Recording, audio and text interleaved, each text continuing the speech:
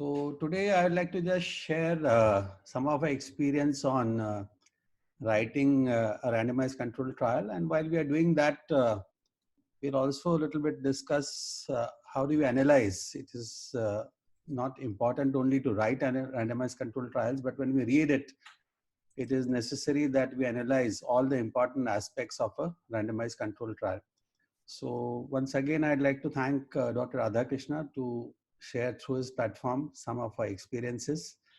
And there will be a little bit of overlap what we discussed in how to write a manuscript, because this is about how to write a randomized controlled trial. So that time I had used RCTs to discuss how to write a manuscript. So some of the slides will be similar and same. Now, if you look at this article, now it was published few years back, comparison of electrocautery incision with scalpel incision in midline abdominal surgery, a double-blind randomized controlled trial. Manuscript. Yeah. So now the thing is that why I have put this as the next slide to emphasize certain things, because people sometimes have little myths that randomized controlled trials have to be done in an institutional setup. It requires a lot of infrastructure. It requires a lot of time, and it has to be done by researchers who are very experienced. So all these 4 points actually I've negated through this publication. Now you can see that this was a student's research study, what we call it as ICMR research study, done over a period of few months, less than a year, published in International Journal of Surgery, Elsevier journal. It got an impact factor close to 3. And if you see the title, what I mentioned, it is feasible in any setup, institutional setup, non-institutional setup, a hospital setup, even a smaller hospital setup. And as I said, it need not be done at a level where randomized controlled trials have to be, as I said earlier, has to be done by accomplished researchers, nothing at all. Okay, so there was certain guidance from our side, but I can tell you 90% of the work for this particular randomized controlled trial was done at a student level, that is at the MBBS level. So that is what I'm like to highlight, that we should not have that sort of myth that randomized controlled trials are the highest levels of evidence, what we call it, and we should only start with the case report or case series, and we cannot reach that altitude what we are seeing here. They're sitting on the top. So it can be done at any level. That is what is my message before actually I start sharing our experience about randomized controlled trials. Now, when we formulate a research question, this was asked to me in the last few lectures, what we discussed, we should assess the feasibility to test the research question in an available setting. See, whenever we are in practice, whenever we are in our academics or clinical practice, we may suddenly get some ideas whether we can do this sort of study. So when you have that sort of idea, no idea should be pushed. Then you should go to the literature, find out what is the infrastructure, materials which are required, and the patients required for that sort of idea to take into practice. And then appropriately choose the type of study that will actually give you the best answer for that particular research question. Although we are discussing today about randomized controlled trial, it is not at all that always for all the studies to get out a very good study, you have to do only an RCT. It can be a case series, it can be cross-section study, it can be a case control study, it can be a cohort study. But we have to decide the most appropriate way of answering the question, research question. But what I would like to highlight through this slide is that if you can do a cohort study on an RCT for answering that particular research question, I will choose an RCT, because if you see the level, if you see the bias is reducing in this direction. So there is minimal bias at this level, and as we go down, the level of bias increases. So if you have an option of choosing between a cohort study or an RCT, because that many times it comes. Case control study, usually not, because case control study is a retrospective study. So if between these two prospective studies, if you get a chance to choose, definitely you should go ahead and choose a randomized controlled trial. Now I started my journey of RCTs, you can say almost 20 years back, and this is the work which was done for my PhD thesis. Dr. Anand Krishnan was my guide, and then This is one of the first randomized controlled trials which I have published. This published in British Journal of Surgery. It was basically on the eradication of Helicobacter pylori in patients with peptic ulcer disease, perforated peptic ulcer, whether it helps or not. We also had a retrospective component in it. So that's a different type of study. That is how we started. Then over a period of years, we started working on some trials for on Helicobacter pylori. We can see here, and this is produced in Scandinavian Journal of Gastroenterology. And we had a lot of patients with pancreatitis, so we do a lot of RCTs on that. So this is one of them where clear liquid diet versus soft diet directly can be started, and instead of as an initial meal. Now, if you see, this is nutrition related. I just digress a little bit. This is a nutrition related topic.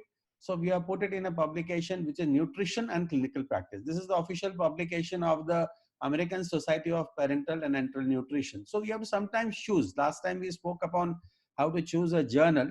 So this is one of the additional points I would like to mention.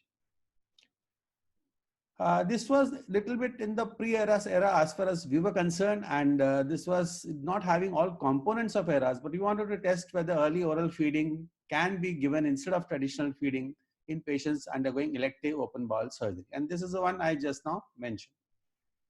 Some studies again on H. pylori, some drug therapies, and then we wanted to actually see whether early versus conventional stomach closure, because stomach closure sometimes actually what happens is it can lead to a prolonged stay or double stay. You have to have readmission because you have to call the patient back.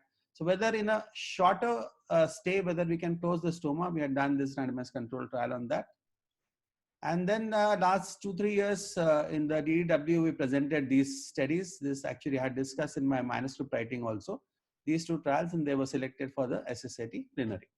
But what I would like to stress is that it is a continuous process. It is absolutely a continuous process, and you have to continue doing it. And if you look at this, this is the present DDW, although it's called, the conference is cancelled, but now they have invited me to speak on a webinar for this. And they have given a date and time to choose in the next 4 to 6 weeks, and other presentations also on a platform. Now, if you see, this is a randomized control trial. This is a randomized control trial selected in lecture presentation. This is basically plenary presentation. This is a short oral presentation, and this is also a randomized control trial. This is also a randomized control trial. This has gone into a poster, and again it has gone into lecture. So what I would like to emphasize, even this is one of the highest levels of presentation, Digestive Disease Week, what we see across. But there, what we are trying to see is that if you have an RCT, 3 out of 4 presentations were selected into an oral presentation. And of course, once you have a good oral presentation plenary, what I have mentioned earlier, it can go into a fast track assessment, fast track review, and then there is a very high chance that it can get published. And this particular article, actually, it has finished review. They have asked us to revise some points, and we have sent the revision, and we are hoping that in a week or 10 days time, if they find our suggestions okay, then they might consider for acceptance. So it's a matter of just 2 months, you can have a paper acceptance when you have a RCT, especially, as I said, if it gets selected into this trial. So now coming to the base of randomized control trials. What are randomized control trials? It's a planned experiment designed to assess the efficacy of an intervention by comparing to a control situation. That doesn't mean always all randomized control trials have to have a control. You can have different arms, you can have different interventions, you can compare it with a existent standard of care. Allocation is always done to these different arms, and it is by chance, what we call it as randomization. So what does it lead to? This is why randomization or randomized control trials are considered a superior level of evidence. First of all, we randomize equally, it goes on both sides. We'll see details later on. It can have a component of blinding, again reducing bias. This reduces bias. This also reduces bias. And if you have a randomized control trial, in the next slide I'll tell what do you mean by control trial. There is a possibility that the attrition rate also might be low. And attrition rate actually leads to bias. The lower the attrition rate, the lower is the bias. So what does basically control trials imply? When we say randomized control trial, it doesn't mean that always it has to have a control. The overall study is controlled. That is what it means by randomized control trials. The eligibility criteria controlled. The hypothesis is predefined, what we call it as a priori hypothesis. Primary and secondary endpoints are clearly defined, again, to address this hypothesis. okay, to address the research question and get this hypothesis. Methods for enrollment are again defined, follow-up is defined, monitoring is properly done, and more important than that is that analysis plans and stopping rules also defined. If you feel that there is some inadvertent problem in one of the arms, especially if it is the interventional arm, definitely you should have stopping rules. And then if you find out many published trials actually have been stopped because of some reason, and then that till that component to the component the trial has been done, till that point that is published. So it is not that if you have stopped a trial that means the study is gone and you have taken some grant and you cannot actually consider publishing that study. So you'll find many important studies are there, okay, which have been stopped due to some reason because of the stopping rules they must be having, and then the studies have been published. So we'll see a little later on why a study needs to be stopped and what are the reasons for that. So what are the types of trials? You can have individually randomized control trials. The conventional randomized control trials, what we do, that one patient we put into intervention arm, second patient we put into the control arm or standard of care. If you are doing a parallel arm, 2-arm study.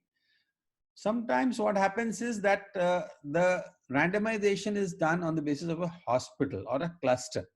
In one hospital practice, the surgeons might be actually experienced in doing a particular procedure in their predefined standards.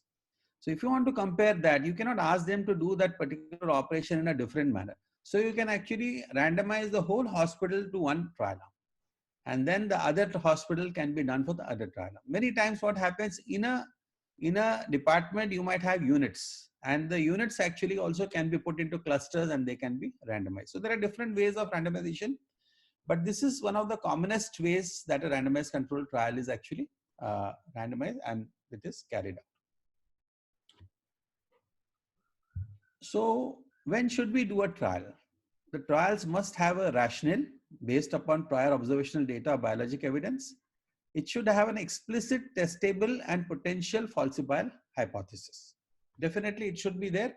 Falsifiable hypothesis means it should not be that if you want to prove A is better than B, you are going to definitely prove that A is better than B. There should be a possibility for you to prove that A is equal to B or even B is better than A. Then of course, when you write an introduction for a randomized control trial, an uncertainty can be there, has to be there. If somebody has already proved that A is better than B, many studies are there, meta-analysis are there, and then they're saying, and then now you are bringing out RCT, then there'll be no takers for that sort of study. So it is very important that you must have equipoise. I will tell in the next slide what you mean by that. So that should be there before actually you go ahead with a randomized control trial. Of course, reasonable expectation that benefits will exceed risk. That is very, very important. And an intervention that potentially cannot be randomized should not be used in a randomized control. Just given an example, like you cannot ask somebody to smoke because you have randomized into a smoking arm. So in these circumstances, smokers and non-smokers, if you have to do a study, it has to be a cohort study, observational study, and it cannot be an interventional study. So this is an example I have put, like what do you mean by equipoise? If you see, this is one of the RCTs we did, antibiotic prophylaxis in the prevention of rebleeding and acute varicose hemorrhage, a randomized control trial. So this is all part of the introduction. So use of prophylactic antibiotic, that is predefined studies, the published studies, they said use of prophylactic antibiotics is helpful in this condition. The next line says that evidence is limited and some of them are not agreeing to that. So it's a equipoise. So some say yes, some say no. In these circumstances, definitely it's prudent for you to carry out a study to find out whether this should be done or this should not be done. So that is what is the importance. So that is why this study was undertaken to analyze the effect of antibiotics in the prevention of rebleeding in patients with acute varicose hemorrhage. So this is a very classical example of what I mentioned is equipoise. So you will find that whenever you write an introduction, you have to mention means based on the literature available, that some people are saying A is better, some people are saying B is better. And right now the research question is open. That is why we are taking up this randomized control trial to find out whether A is better than B or B is better than A. So that's extremely, extremely important, because if it is already documented, there is established evidence, this is an interventional study. So interventional study requires money, requires prospective time. So it should never be undertaken unless and until the research question is open. So before I go to my next slides, I would like to ask if any questions anybody would like to ask at this point. Any clarification, any questions? Sir, I'm Kisla Khan from AIG. Am I audible, sir? Yeah, you're audible, perfectly audible. Sir, if there is some evidence for and some evidence against any particular intervention, Yes. we are planning an RCT. So Yes. is it necessary that our sample size should always be more than what already are there in the published literature? Or how to frame such RCT where there are many RCTs both in pro and against intervention? No. Sample size has nothing to do with that. Absolutely nothing to do with that. Sample size will be based on to find a difference between A and B based on the published studies. There is no reason that you have to take a larger sample size. Absolutely no reason for that. Definitely no reason, but it has to be equipoised. What you mentioned, yes, some are saying yes, some are saying no. So you can choose whatever is your this thing. Naturally, when you do a randomized control trials, in general, you would like to find out whether the intervention or the new treatment is better than the existing treatment. That is how it is usually done. Okay, but it is not necessarily that it has to be done like that. So you have to choose a pathway and then plan the study. So thank you, sir. To the sample size. Any other question? Anybody like to ask? Any other point? Fine. Now, what are the types of randomized control trial designs? One is parallel arm, the most commonly used trial. Okay, each group of participants is exposed to only one type of study intervention. It doesn't mean always it has to be two arms. Parallel arms, you can have a third arm also, but in general, that's a factorial design. So that is what is not commonly used. But each group will have only one intervention. Sometimes what happens is you are studying a condition which can be a long-standing condition, and you want to, suppose a patient has got, say, bronchial asthma, and you like to try out different drugs, which is the most effective drug, because asthma will not go, and there can be a washout period between the drug effects. You can try both the drugs, and there you can use actually a crossover design. That means you have used a treatment A, then you are given a gap, and after some time you have used a treatment B also. In the next figure, I'll explain that. Not always you will do an interventional study to compare with the control, that means existing study. You can actually try two interventions also. You can try two different interventions also. That is what is head-to-head comparison, or it's called as equivalence trials. Usually, again, this is also not very common, because everybody would like to try an intervention, new intervention against the standard of care. So the standard of care becomes a control. That is what is the existing treatment for the patient, whether surgical or non-surgical, and the new treatment becomes the intervention. But it is not mandatory that you have to do like that. You can try out straight away two different types of treatment, which might be relatively new. But only thing you have to be sure about the safety.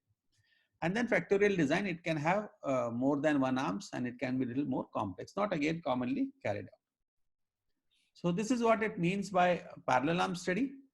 And you have a placebo, you have a drug, and then it has been given. And this is the picture of this I have taken from the net. It is a picture of the crossover study. You can see placebo has been given, drug has been given, randomization has been done here. Then there is a washout period. Washout period means the effect of the drug has to go in this arm. Definitely it has to go completely. So you give a gap of 2 months, 3 months, 4 months. As I said, if it is some medical condition which is persisting for a long period of time, you can always give a gap like that, and then reverse the thing. You put this drug arm in the other side and put the placebo on the reverse side. So that is what is called as a crossover design. You can see the cross here. That is why it is called as a crossover design. Of course, surgical operations and all that, this sort of thing is not possible. So that is why surgical studies mostly undergo a parallel arm study. Now, just now only I was discussing, okay, that you can have a hypothesis which is superior, that the intervention is better than the existing treatment or the other treatment, or the non-inferiority trials, that means they are equal to that. See, when we are carrying out a non-inferiority trial, somebody might wonder why you would like to find out something which is not inferior. See, suppose if you are doing a procedure which is lesser procedure, if you are doing a procedure which is lesser procedure, lesser surgical procedure. Let's say we are doing something like that, and that surgical procedure is found to be equal to the existing more advanced procedure, more advanced in the sense like where some more extensive resection is carried out. Now, if we can prove that the lesser resection procedure is equal to more resection procedure as a non-inferiority trial, then you will discard the more resection procedure in favor of the less resection. That is what is the principle of a non-inferiority trial. So ultimately you benefit from that. So that is what is non-inferiority, and superiority, of course, you want to prove that one is better than the other. Now there is a question. Let me see what is that. I'll come little later regarding attrition. There is 1 or 2 slides about that, so I will tell about that. So what are the phases of a clinical trial? Now you must have heard a lot of things about coronavirus, and many randomized controlled trials are going on with lots of drugs. Okay, HCQ is there, and so many other antiviral drugs are there. So mostly the studies are going into phase 1 trial. That is why they say vaccine and all that treatment takes longer time. Phase 1 trial. That means in healthy volunteers, today morning only I was reading that 4 vaccine trials are going on. They're in phase 1, except one of them I think is gone to phase 2, but they're all phase 1 studies. That means they will test the safety of this new medication or an intervention in healthy volunteers. Of course, this cannot be done as a surgical procedure. Then once you have decided that it is reasonably safe, then you take a small sample of patients and test. Here you do 2 things. One is again the safety, and the second is the efficacy. So once you have found that the efficacy is fine, now it can be considered for actually testing the efficacy alone. You go to phase 3. Most of the randomized controlled trials, what we do in clinical practice, whatever studies we have published in randomized controlled trials are all phase 3 trials. That means the safety has been established beyond doubt, and then we are carrying out in presence of controls. And this is what, once you have done this and everything has been established beyond doubt, then you can do some long-term studies. This is again for patenting and other things and all that. So that is phase 4 trials. So what I would like to say, if it is if a study is in phase 2 and phase 3 trials, and if it is found to be beneficial, especially in phase 3 trials, then definitely it can come into the population for practice. So it can become an evidence. On the basis of that, you can start using it in a clinical practice. So these are the 4 phases of the trials. Any trials actually, it's not necessarily surgical trials. So phase 1, phase 2, phase 3, phase 4. Now coronavirus trials are going on to phase 1 because they want to check the safety of the vaccine in volunteers. Once it is found safe, they'll go to, now a lot of hospitals, they are giving it to phase 1 and phase 2 also, they're giving it to patients also. If they find this is beneficial, they'll do a large trial on this.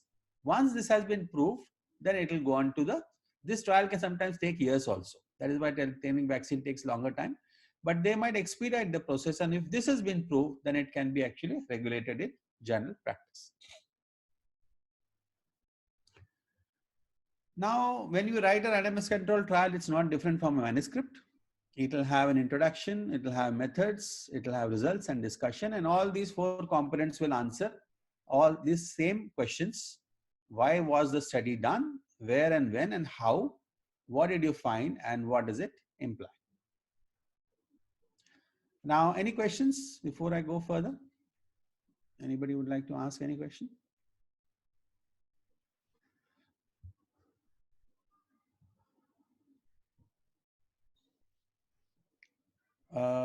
On retrospective data, no.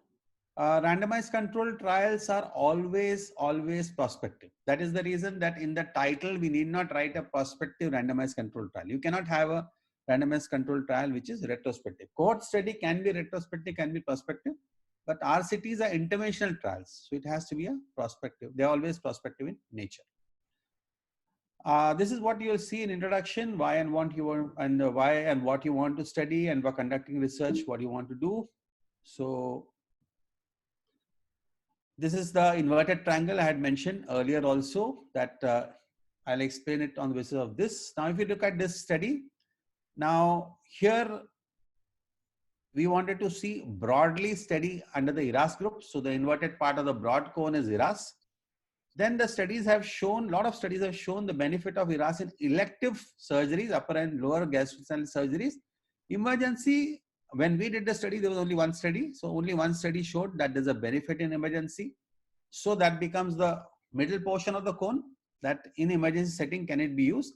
And then we make a very specific research question, what we want to do, adapted ERAS pathway or the standard pathway in perforated duodenal ulcer. We wanted to study whether it's beneficial or not. That becomes the tip of the cone. So if you see the tip of the cone, that is what was the question the study was designed to answer. That is how it goes forward, and that is how it goes forward. I put a small inverted cone. So if you see this ERAS, emergency ERAS and elective ERAS, this is the second part of the cone, and then the specific research question, which will lead you to the hypothesis. Okay, so that is how it will come. If you see this study, this was early feeding, as I said, and traditional feeding. And usually people started early feeding, benefits were seen. You can see one publication, but others actually were, most of the people are not following. We have not put a reference that it was not beneficial, but most of the people are not following.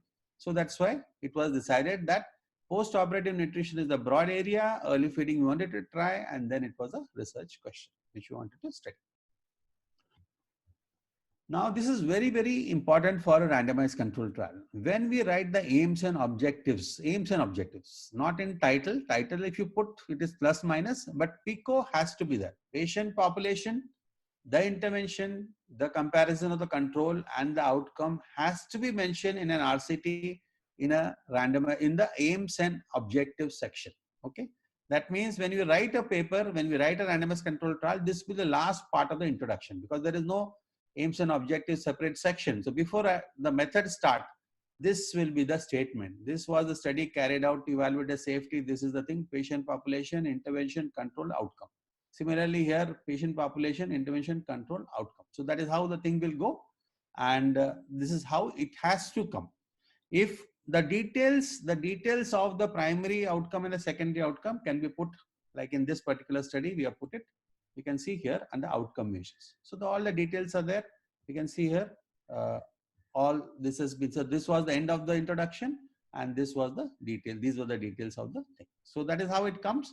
And it is absolutely a must that a good RCT, if it is written, a good publication which is coming out of it, the moment you look at the aims and objectives, you should be able to see the PICO. So any questions up till now? Anybody would like to ask anything?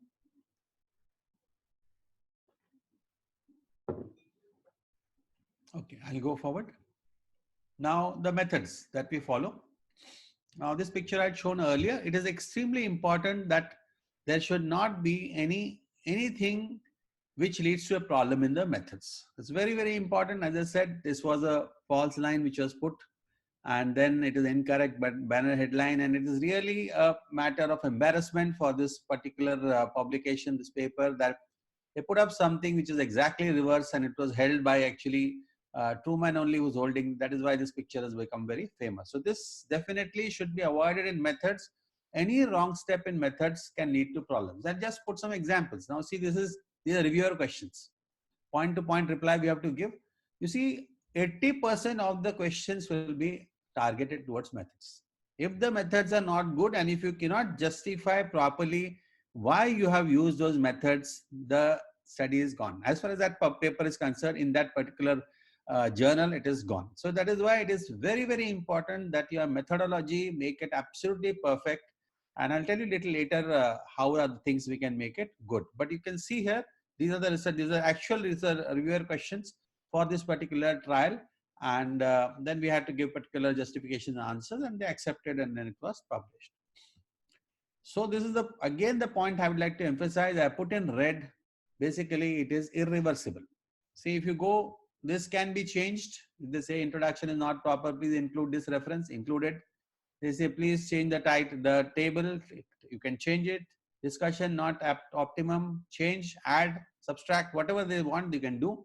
This cannot be redone, because once it is submitted, once you have submitted it to the journal, you cannot change also. You see, if you make some blatant mistakes there, no, it was not like this. It was some oversight errors are permitted, but the major changes cannot be made, because the thing is, you have not done it like that.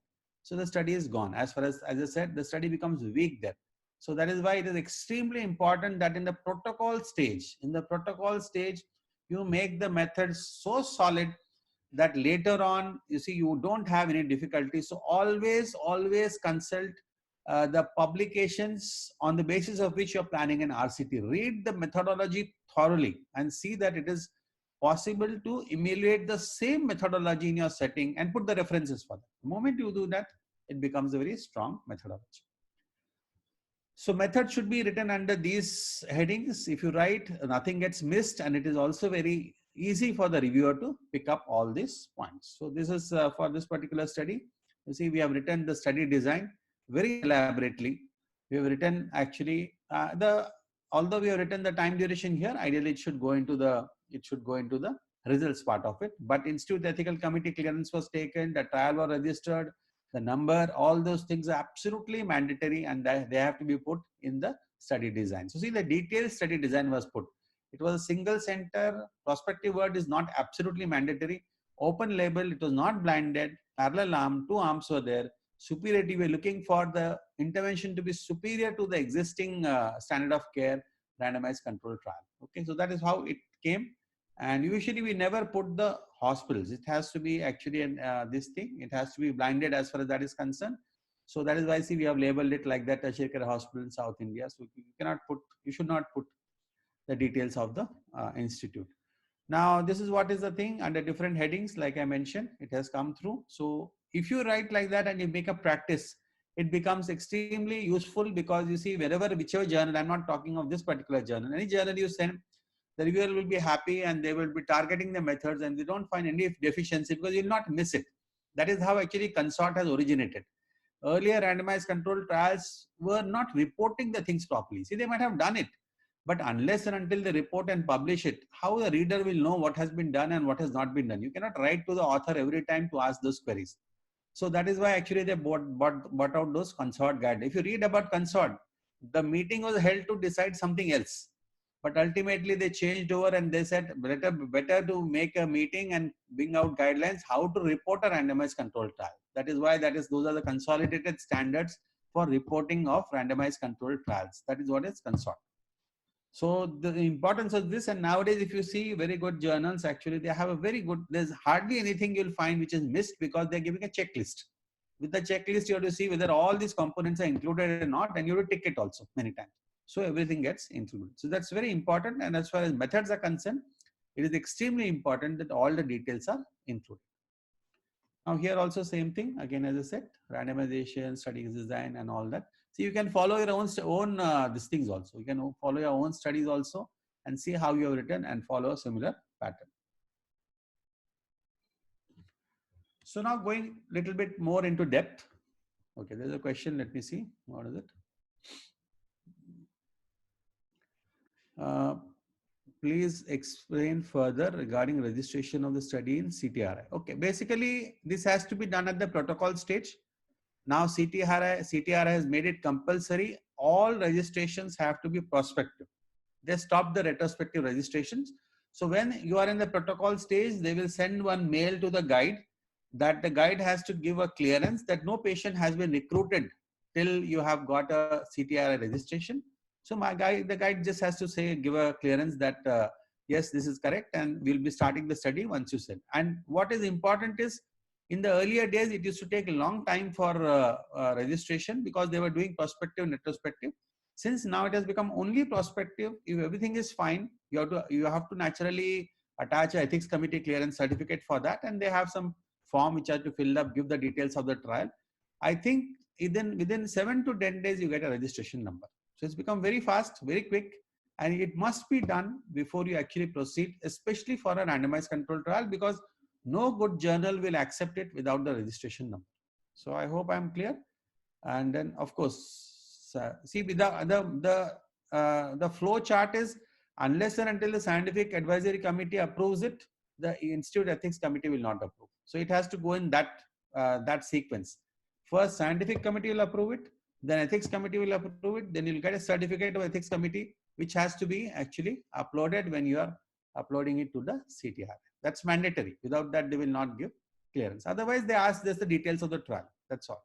So it's ethics committee is always mandatory clearance for any of the randomized controlled trials. And then of course, as I said, in a setting, in a hospital setting where there is no ethics committee in that particular hospital, you have to see where it can be, which group of hospitals you do a multicentric trial and ultimately go to some ethics committee and get a clearance. If we are doing derivation or retrospective and validation as prospective, no. Everything has to be prospective. Before you include the first patient into the study, according to CTRI present guidelines, they have almost made it 1.5 years back. You have to register the trial. It's mandatory, absolutely mandatory. So when you are recruiting the patients for randomized control trial, you have to have eligibility and enrollment. So you see which are the patients that are suitable, and of the suitable patients, then you enroll, because not all patients you can enroll who are eligible. There'll be some reasons. If you see any consort chart, you will see the reasons why the patients were not. Sometimes the patients are not willing to go into the trial, so you cannot include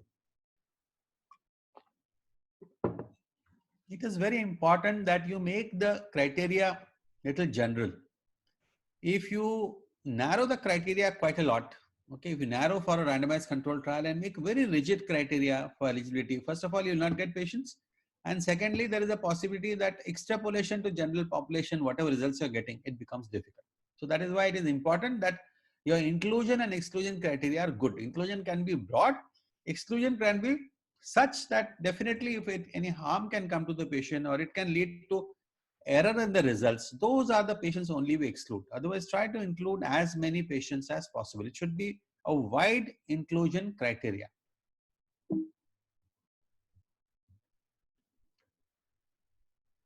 Allocation, concealment, and blinding. Totally different things. So we should be very clear. Allocation, concealment happens before randomization and blinding happens after randomization. I'll tell the details about this little later. Okay, but this is extremely clear. You should be extremely clear about this point. What is allocation, concealment, and what is blinding? Now, with this example, it can be seen that here patients are randomly assigned into 1:1 ratio. It can be 1:1, 1:2. Usually 1:1 commonly ratio randomization is done to receive either the standard care or the interventional care. And these are the blocks which is selected. Allocation concealment was performed using this technique. So after allocation concealment, then the envelope are opened, then you get a number, and then you allot the randomization. And then if you want, if the study permits if you think it is necessary to do blinding, we'll carry on with blinding. So just given one picture here, so it's easy to understand. First, we generate a random sequence. This can be from computer numbers and all that. Then once you have generated the random sequence, the blocks and all those things, it is concealed in a opaque envelope. So this one particular patient comes to you, then you have to open the envelope to see what allotment that patient will receive, and then you randomize the patient into that allocation. Once the patient has received the randomized allocation, then it can be either intervention or control type. And then if your study is blinded study, let's say the study is the double blinded study. So in the double blinded study, the person who's assessing the results will not open these envelopes. Somebody else will open. So the person assessing the results and the patients both are blinded because it is double blinded study. Both of them will not know which arm they are going into. So that is what is blinding. So not always blinding is done. In our study, we have not done. That's why I written open label. So this sequence, I think I'm quite, I think it is quite clear now. So first random number sequence is generated, then allocation concealment, then you have random allocation, then it will go into one of these arms, and then SOS blinding should be done. So there should not be any confusion between allocation, concealment, and blinding, because the words look similar, but they're totally different as far as RCT is concerned. So randomization done purely with chance, random numbers, computerized allocation. As I said, we generate the numbers, and it's ideally this is the correct way. It should not be odd, even, or cause of the toss of a coin and all those things. They actually have some degree of bias. So that is why they're not accepted as a good method of randomization nowadays. One slide about types of randomization. Simple randomization. If patient characteristics, like suppose you have got 100 patients. the sample size, you know you can reach 100 definitely. There's no question, absolutely no question. You can do simple randomization. But suppose if you for some reason reach only 70 and you have done simple randomization and all the remaining 30 belong to one arm, theoretically. So now you will have a total unequal distribution on both sides. So that is why, to be safer, nobody can guarantee that you will always reach 100% sample size always. So it is always preferable to do a block randomization. So blocks of 10 or blocks of 6 or blocks of short blocks. So those blocks you complete. So by chance, when you do block randomization and suppose the blocks are of 10 and you have stopped at 72, let's say, instead of 100. So what will happen up till 70, at least it will be equal distribution, 35, 35. And the remaining two only will change. So you will have one side 37, one side 35. It is reasonably balanced. It will not be like in the earlier simple randomization, you have got, suppose only 70 were done. So you have got 50 on one side and one side only 20. Theoretically, it can happen. So that is how it can happen. So that will be totally unbalanced randomization. So at least a block should be done. Okay. And we call something like permitted block because bias should not come. If you have a block of 10, after 9, you'll know what is the answer in 10. So you don't have to open the envelope for that. So to avoid that bias, what we do, we make small blocks of varying numbers. And the numbers are not stated in protocol. So the assessor does not know this block is of 4 or it's of 6 or it's of 8, like that. So if you are doing a parallel arm, you have to do a block of even numbers. If you are doing suppose 3 arms, then you have to do a block of 3, 6, 9, like that. Okay, so that is how the permitted block randomization will occur. Now, sometimes what happens if you are testing, let's say, infection, post-operative infection. Now, diabetes can be a major confounding factor. So suppose a patient has diabetes, a huge number of diabetes population goes in one arm. So you will not know whether the new surgery is producing the infection or the diabetes is producing infection. So in these circumstances, it is always better to stratify diabetes earlier. So if you stratify diabetes earlier, diabetes will automatically get balanced on both sides. See, in randomized controlled trials, we expect all the confounding factors to get balanced. But sometimes if a major confounding factor is there and by chance it does not get balanced, then it can lead to an error in the results. So to avoid that, it is always better in the research technology that it is always better if 1 or 2 parameters can strongly influence the results, you stratify them. That is what is called as stratified permitted randomization. So it's a that complete term which can be used as stratified permitted block randomization.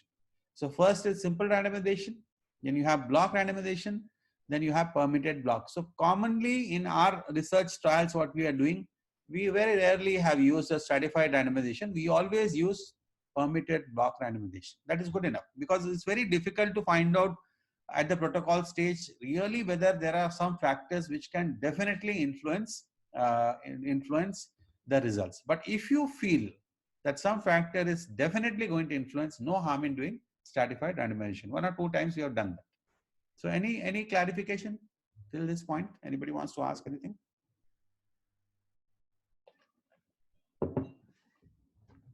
I'll wait for 2 seconds if any questions are there.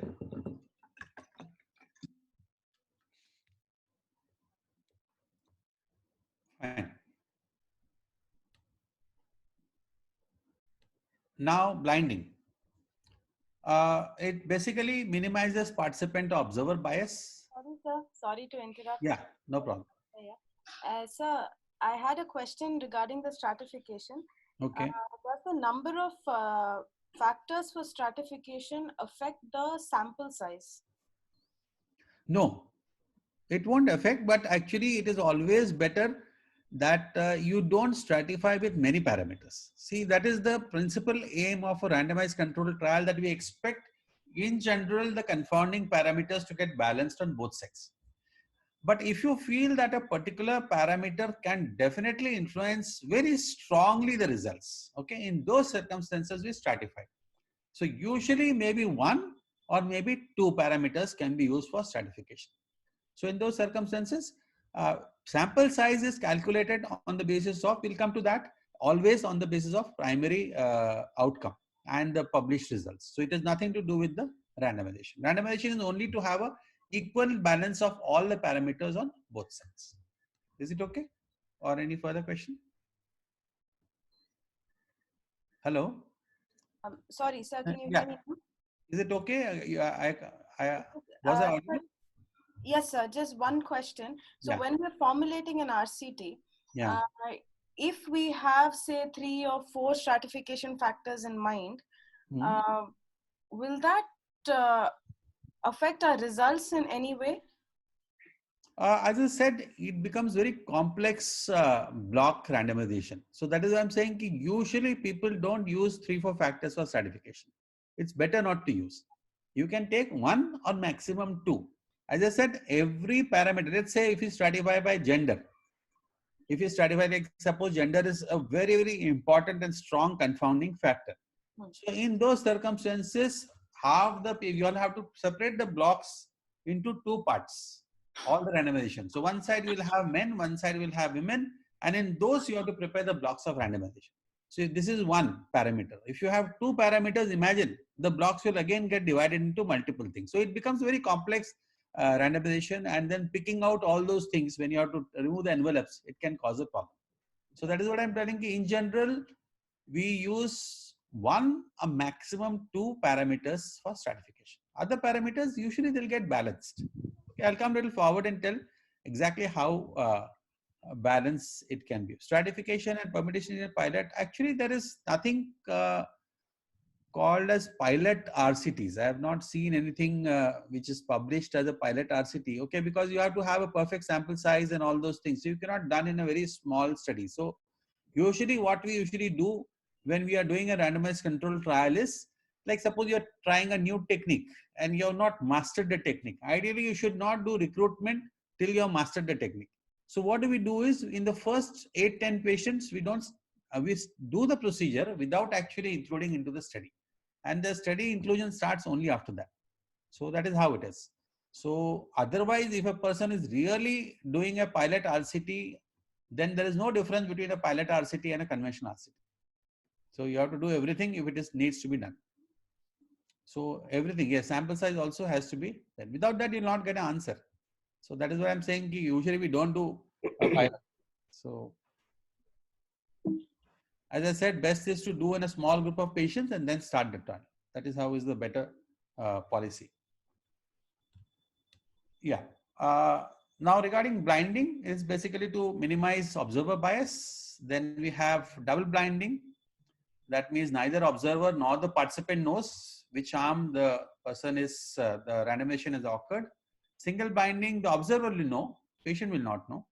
And when there's not unblinded, it is open label.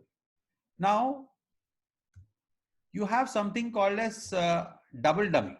Double dummy binding means if there is a drug and you are doing blinding. So before that, when you have a particular procedure, let's say a drug is given and you want to reduce, we are doing it blinding. So one side, if you give the drug, and other side, if you don't give a drug, the patient will come to know the patient is not getting the drug. So usually what we do is we choose a placebo. Placebo means the drug which looks exactly like the treatment drug, but it is not having the active compound.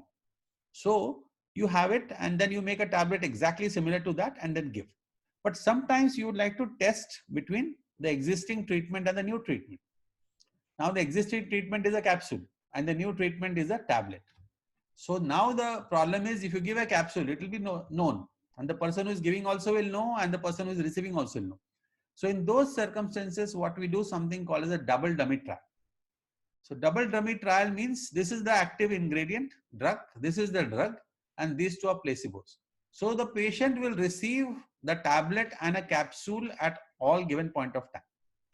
So the tablet may be active drug, placebo might be the capsule will be the placebo, or the capsule can be the active drug and the tablet can be the placebo. So when you use something like that, we are using 2 dummies here. It is called as a double dummy trial. When we use only a single placebo, we don't use the word dummy there. It's basically a single dummy trial. So that is the primary difference between a single dummy and a double dummy trial. So how to critically analyze the methods section? That means what the reviewer will look forward to. So inclusion of patients, are the criteria appropriate? Is there a rigid inclusion criteria? I said the problems can be there. Is the population selected in such a way that the results can be extrapolated? Then randomization method appropriate? Computer numbers have been used. Allocation methods knows. Remote randomization is done when you do a multicentric trial. And is the blinding design feasible? And if it has been done, is it appropriate? So all these things are always checked when you are doing a trial, and it is very important that in the method section, all these things we also should check when you're writing a trial. The outcomes or the endpoint should be very, very clearly mentioned. It should be so clear that anybody who reads should know what does it mean. It should not be something that there could be reading between the lines. So you have the primary outcome like here. The primary outcome was length of hospitalization. Very clear. How long the patient was admitted in the hospital is the primary outcome between comparison between the two groups. Secondary outcome, passage of first flatus and stool. First flatus and stool. We don't write only flatus and stool. So they'll ask first or second or third.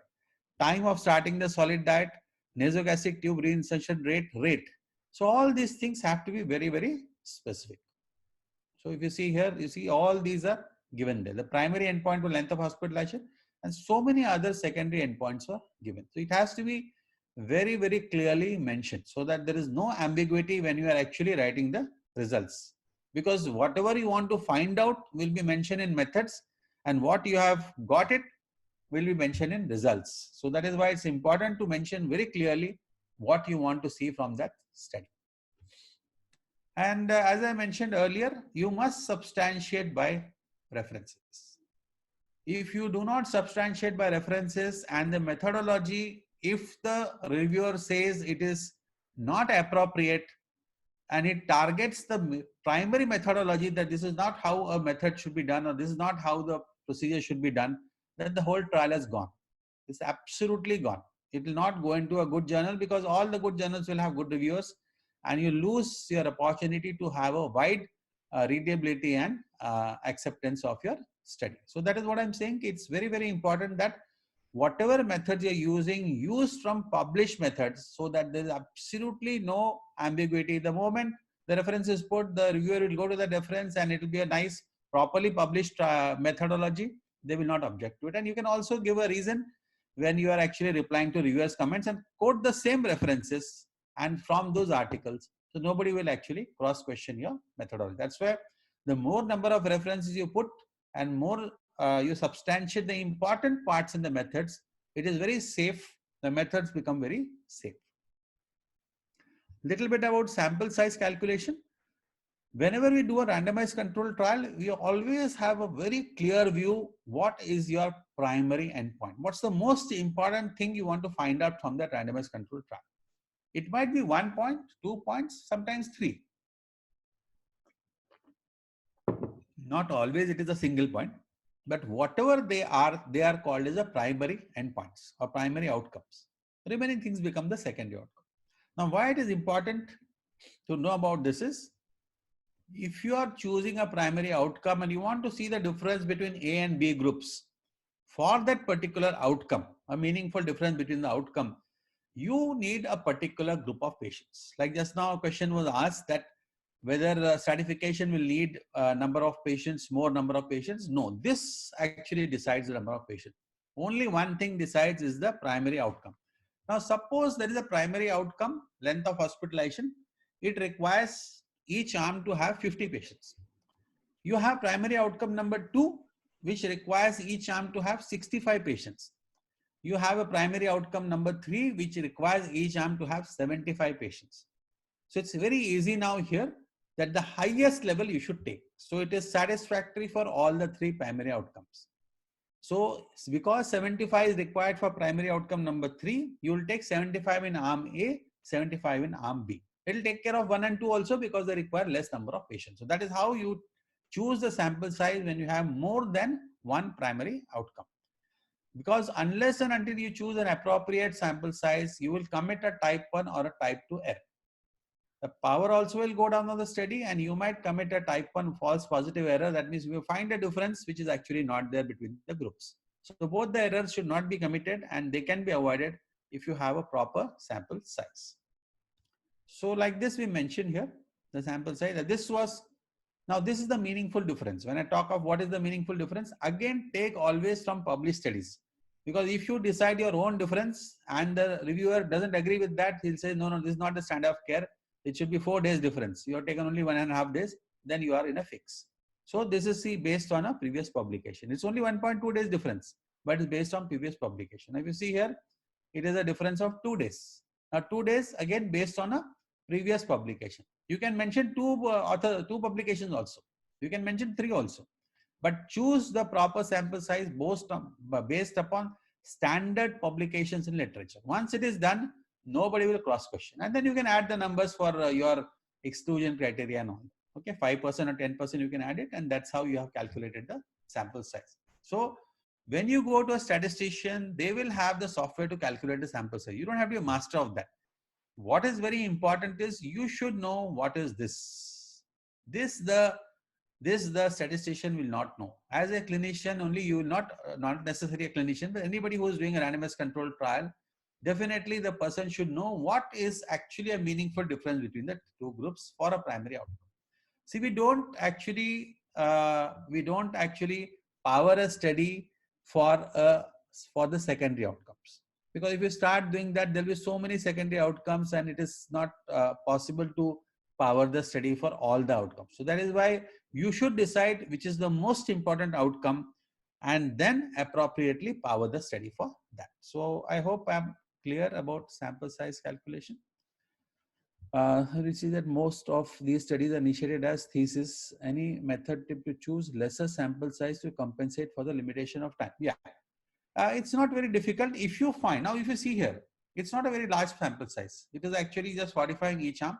So if you find that whatever study you are doing, if the difference between A and B is quite large, the difference is large means the events are happening in so many days. Like here, if it is length of hospitalization, many studies have seen that if you study 30 patients in each arm, you can find the difference of 2 or 3 days between the groups.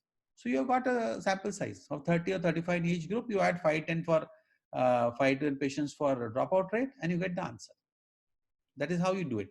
But if you find that in the published literature, they are using 500 patients in both the arms for getting a difference of 2, then you are in a fix.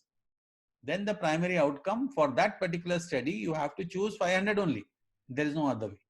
So to get the answer for that. So then you have to choose some other outcome in that particular study. That is number one. That is how people do it.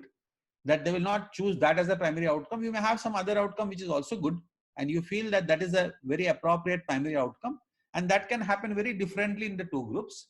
You choose that and the sample size will come. Whenever the occurrence of something happens more, sample size is less.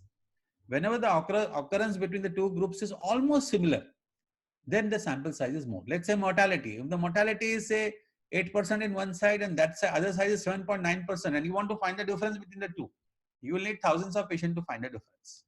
So that is how it is. So the more is the difference found, lesser is the sample size. The more is the similarity found, the more is the sample size. I hope I am clear.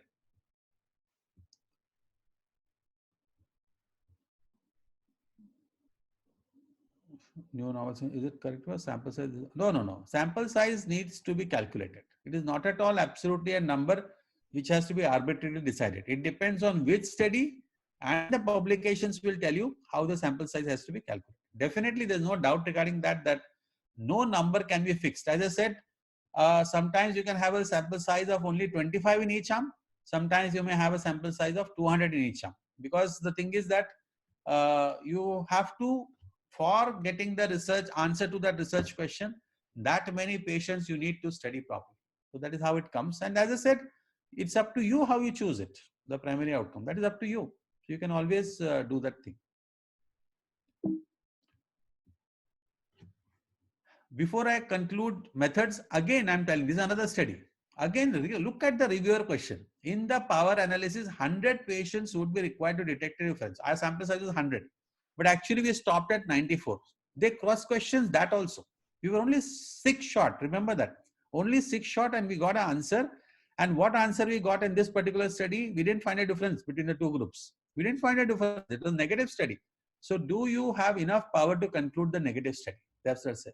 So then we have given this answer, that the infection rates are totally different, and it was possible for us to conclude and make a study on the basis. Only 6 we were short, but still this is the first question from the reviewer. That's why I'm telling that just target the methodology. And suppose if you are not able to justify the answer here, the editor might say it is the study has not reached the adequate sample size and it should not be accepted. So that becomes a problem. So any questions before we go on to results? Anybody would like to ask any clarification about methods? Okay, then we go on to the results section. That's the most important because that belongs to that study and the highlight of the RCT. And it should start. How do we start writing the results for randomized control trial? In the first 2-3 lines, we have to put figure 1 consort chart and give the details of the figure. And then in the results section, usually we'll write the duration of the study. Okay, it should be written description of the period of the study and the study flow chart. This has to come in result. Remember that consort chart citation should never be put in methods. It is always the part of result because it will have numbers, how many patients you actually got and all those things. That is not a part of methods. It is always a part of results. Okay. There is no previous studies to calculate. Okay. If there is a first study of the first kind, in those circumstances, you start the study and at the midpoint of the study, do an interim analysis. When you do an interim analysis means the results, whatever you got, you analyze and you go to the statistician, they'll calculate a sample size. That is how it is done. You have to mention that in the protocol stage itself, that we are going to do interim analysis, and when you write the paper, you have to mention it like that because there are no, but you have to be very, very thorough in review of literature to be sure that no published studies are there. But if you're very sure there are no studies, that's the way. It should contain all possible results and are the methods reflecting parameters. This is very, very important point. You cannot have a result described which is not mentioned in methods, you will find it out. Sometimes it happens and the reviewer, they will point it out if it's a good journal. They will say you have mentioned this is the part and results, but there is no description about this, is no mention in methodology that you're going to test this. So don't think that if you have got some more results, you can write it. If you want to write it, at least mention, go back to methodology and write it there that you're going to find those things also. So there should be nothing in results which has not been described in methodology that you're going to find about it. So that's very, very important and very, very necessary. Okay, and then of course, as I said, you have to be very sure that you have to discuss this with statistician, what will be the most appropriate statistical test you're going to use it for the analysis. So when you write the results, it will have, in a randomized control trial, we don't write too many tables and figures. Actually, if you see any standard good randomized control trials, it will have a consort figure if they use consort, or there are other types of guidelines which flow charts are there. So first will be the figure to show the flow chart of the patients. Number 2 always will be a table of demographics. That means you compare one group with the other for general characteristics, and you want to see that they have got balanced on each side. You'll find most of the times they are balanced. Then the table of primary outcome, then the table of secondary. You may have separate table or you may have a combined table. That's all. That's all. A randomized control trial doesn't have anything more in general. In general, very, very rarely you will find a table of logistic regression analysis. That is very, very unusual to do in a randomized control trial where they combine all the patients and go back and try to find out what are the risk factors and all those things. But that is not a classical result you see in randomized control trials. Randomized control trials, you will have a demographic tables and outcome tables. That's all. Sometimes some figures could be there additionally to show the outcome. You might have an additional figure for showing the outcome. So this is the flow chart. What is called is the consort diagram of the study. Okay, and sort this thing, and then you have randomization, allocation, follow-up analysis, and then this is another example of it. Okay, that is how it has to be put. So this will be labeled as figure 1 always, and then you describe it. Now somebody asked about follow-up, attrition. So this, if you go back to these, whenever we are planning a study, especially randomized control trial, and if you are in since we are doing the study in India, very, very important. Nowadays, you have got good communication. It is very important that you must follow up the patients completely till the trial is over. The more number of patients they go off the trial, it will lead to bias and it lead to problem in results. So you should plan the follow-up in such a manner. You see, if you have overall survival and all, you cannot plan a short follow-up. But otherwise, when you are programming a trial, make sure you program in such a manner that too much long follow-up is not. Because you cannot guarantee. If a patient doesn't come, especially in institutional setups like JIPMER and all, a lot of patients will come from little low socio-economic strata. They will not be able to come. If they don't come, then your tables will become a problem. And attrition will lead to a lot of bias in the results. I'll tell you what you mean by that later on. So that's why it's extremely important that planning stage itself, you should know your capacity and plan the follow-up because it will affect the trial endpoints. This should be always minimized. This should always be minimized and you should have that losses are selective and high-risk persons can get dropped out and you can get erroneous results. Should be comparable in the interventional control arm, and then it definitely reduces the study power if you are actually losing patients to follow. So you have the next option of this is ITT and per protocol analysis. So what do you mean by that? We'll talk about intention to treat and per protocol. So intention to treat analysis means analyze all persons randomized, even if some do not receive the intervention. That is what it means by intention to treat analysis. At least biased and most conservative, all good journals, randomized controlled trials, they will not look at the per protocol analysis. They will only see ITT analysis. I'll tell you later what do you mean by that. Per protocol analysis means, as I said, as treated analyzed. As randomized analyzed, this is as treated analyzed. So patients who actually complete the treatment, they are only analyzed. That is called as per protocol analysis. I'll just tell you how it works. Now, if you look at this trial, what we did was sequential therapy was given versus standard triple therapy for eradication of Helicobacter pylori in this patient population. So we wanted to see eradication, that was the outcome, and this was the interventional arm and this was the standard arm.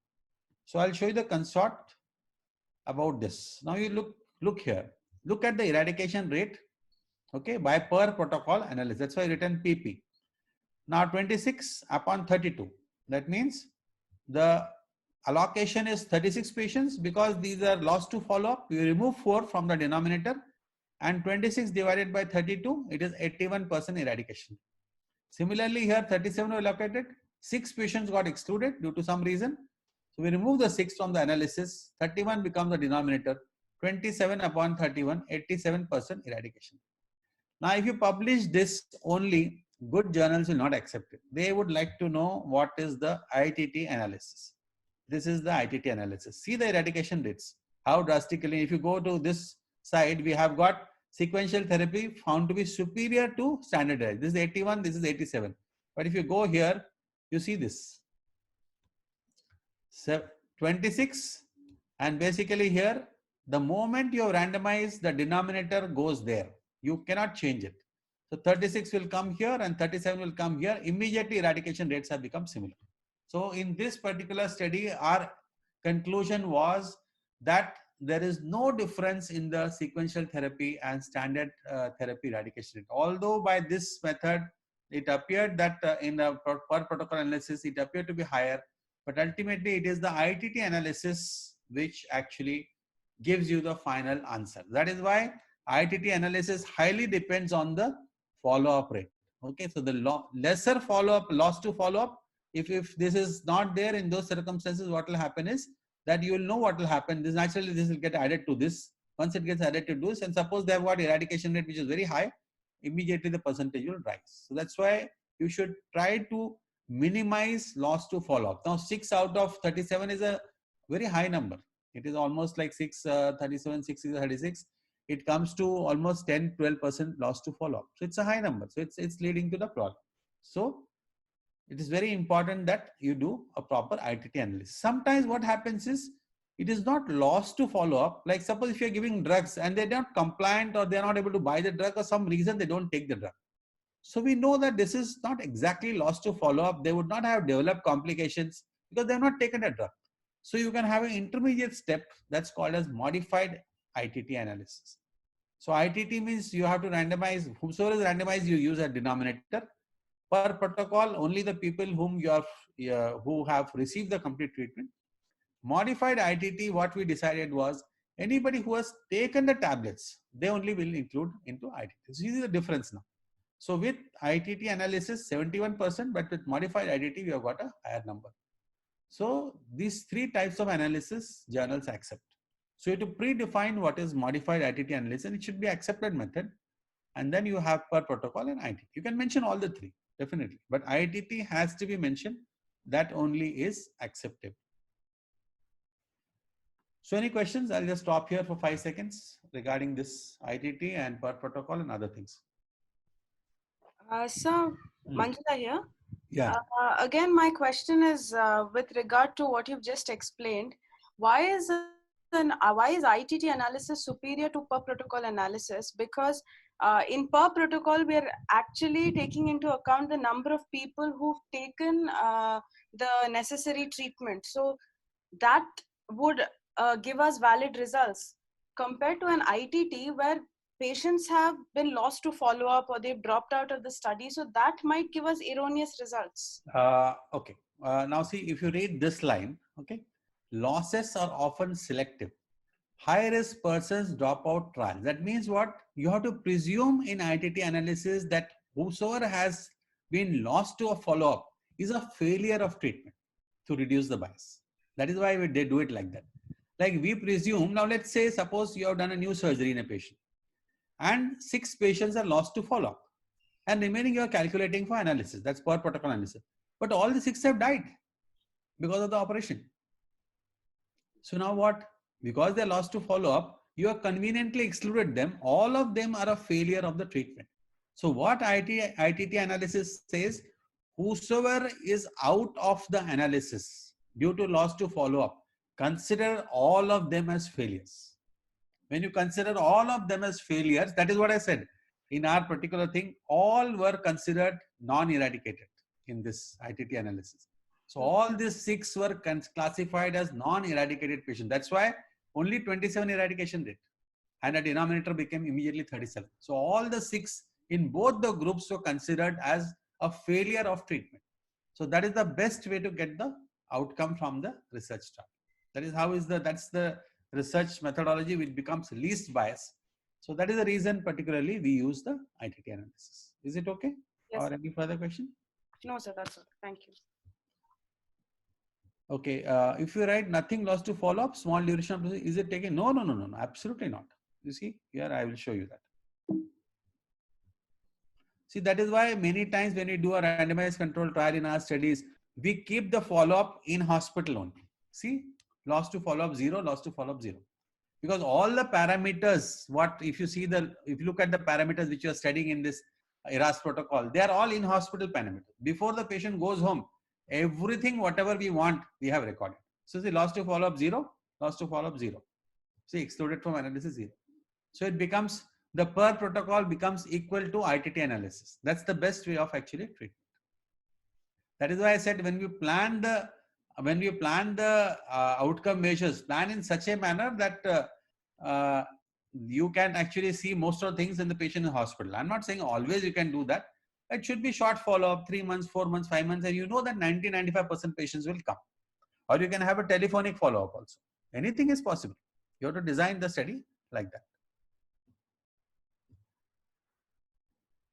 Okay, what is the question? Okay. All right. Again, I will come back to that. That's why I put the slide again. Okay. So after the consort, you have the demographic table. This is how the demographic table will look. Adapted ERAS group, standard group. You see the comparison. So you see here, they have not put the p-value here. We had submitted, but somehow they are not put here. They have put it. Same journal actually, but you see that. So the age is comparable, gender. So in general, when you look at the demographic table in a randomized controlled trial, you will find all these are non-significant, indicating that the patient's characteristics are equally balanced in both the groups nicely. So that only the intervention is different between the two. That is how in an ideal randomized controlled trial it should happen. Only the intervention should be different between the two. and everything else should be same. Then only you can find out the difference between the intervention and the no intervention. That's the ideal way. That is how it is done. So that is how usually in an RCT, if you have a good sample size, it will get balanced. You can see that if you see any randomized control trial published in any good journal, you'll find this is the first table, and then you'll find a demographic and clinical, they'll be always non-significant. That's why they don't do this, because in general, it means that all the parameters are NS. If you go to NEJM, New England Journal of Medicine, they never put the p-values there. So anything which is outside the table, you have to put in the text. Okay. I'm not saying that you don't describe the text of the table or the figure in the text, little bit, but it should not be a duplication of data. No journal wants to actually, space is always very, very premium. So they would not like to have lot of duplication of data. What is easily readable in a table or a figure, you should not give details in the text, but you should highlight the text. So if you see here, primary and major secondary outcomes, it has been put together in one table.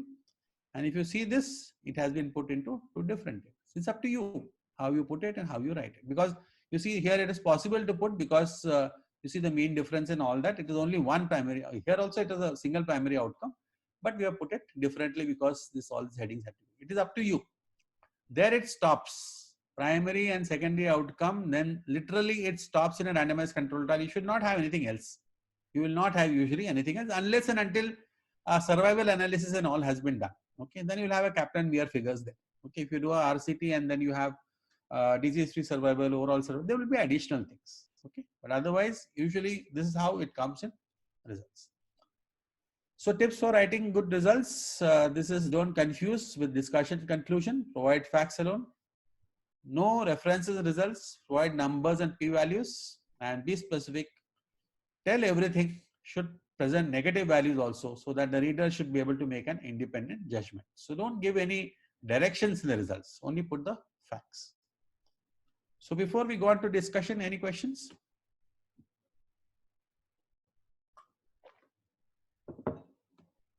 Any clarification? All right. Okay, there's a question.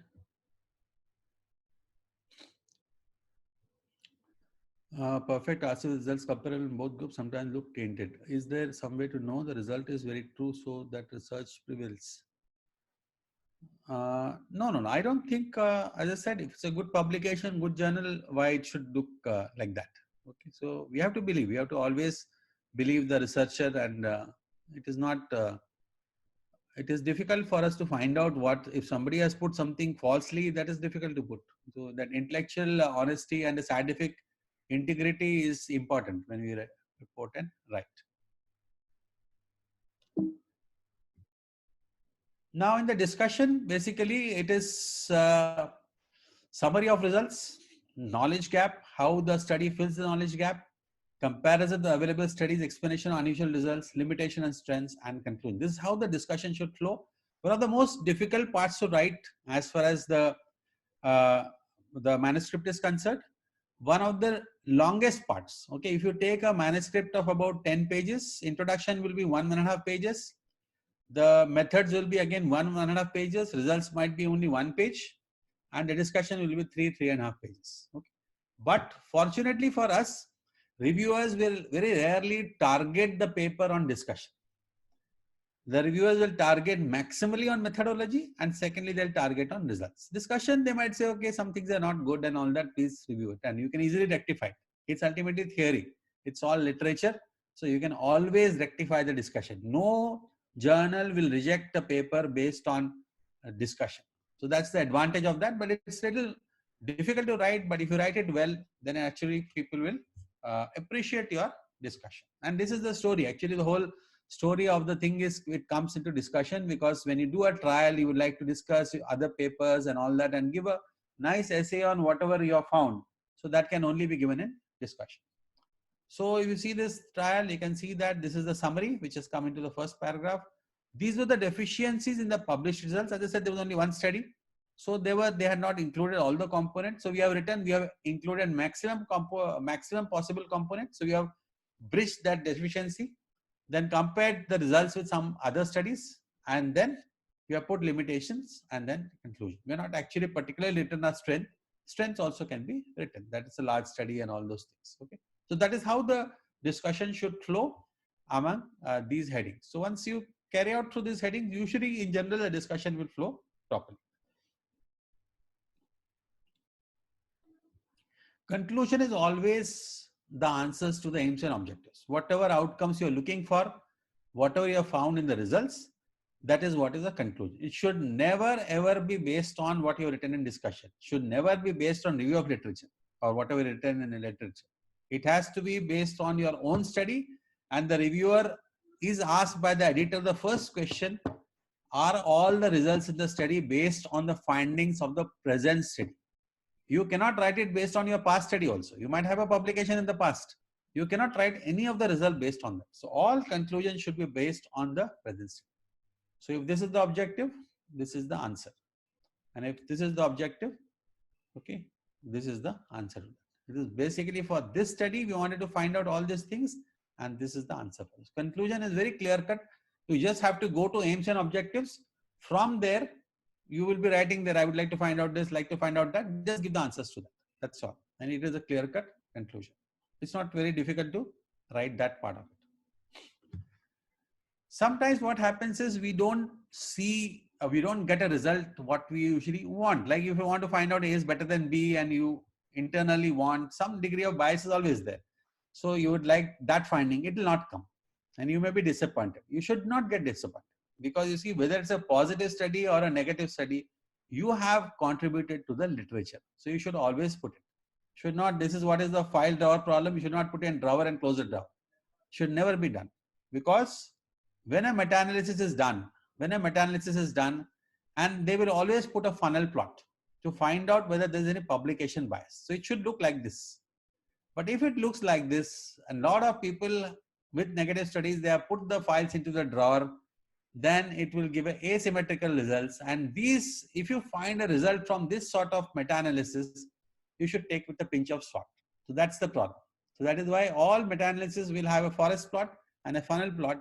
And the funnel plot is to find out the publication bias. So that is why it's important that whether a study is negative or positive, please publish it. Because you can say it's not that negative studies cannot get published. This is a negative study. It's got published in an equally good journal, got selected for plenary presentation, and we didn't find any difference with high oxygen therapy. We thought it will give oxygen therapy will reduce the infection rate. It didn't reduce. If it is not reduced, it cannot. You have to just put it like that. So that's the importance of publishing a negative study.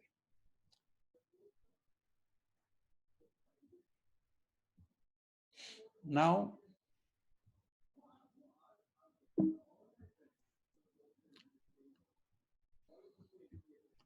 so this is a checklist for a good RCT. Title, appropriate, aims and objectives clearly mentioned or not, follows PICO pattern. Introduction, problem statement and rationale. You must mention a good rationale. Otherwise the reviewer will not go forward.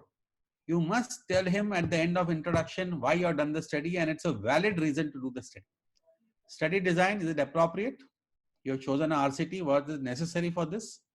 Inclusion, exclusion criteria, blinding, everything is appropriate. Sample size calculation, you have done it properly or not? Okay, adequately powered based on publications, past publications. Outcomes, what you have put, matching with aims and objectives.